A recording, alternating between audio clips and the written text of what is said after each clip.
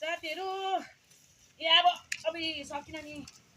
यहाँ मैले अब आँगन नपकाउनु थाल्यो यहाँ त आँगन थियो अस्ति अक्टोबर 4 तारिकको पहिरोले गर्दा सबै बाँधहरू यहाँ आँगनमा थुपारिदिएको छ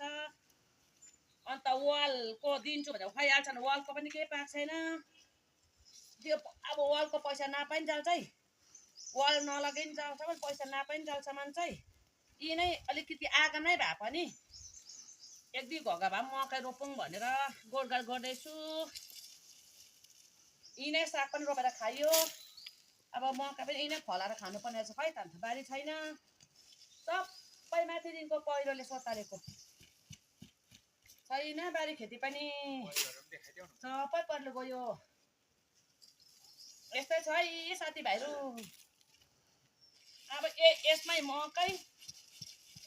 रोप्नुपर्छ साग गरिसकेको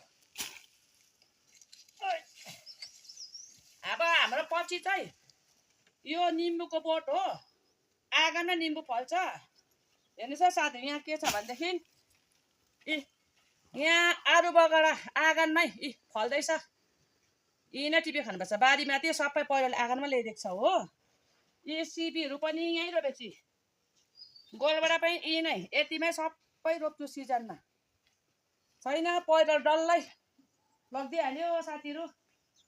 के गर्नु साग पनि अब खाइसकेको अब त्यसलाई उखालेर चाहिँ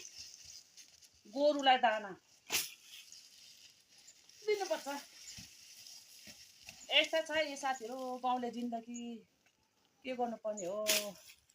ल त बिदा पाङ बाई बाई